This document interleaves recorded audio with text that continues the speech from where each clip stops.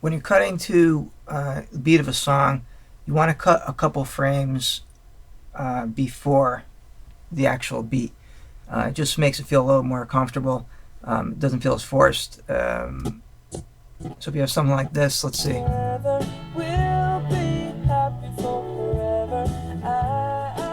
So something like this, let's just have my markers down where the beat is.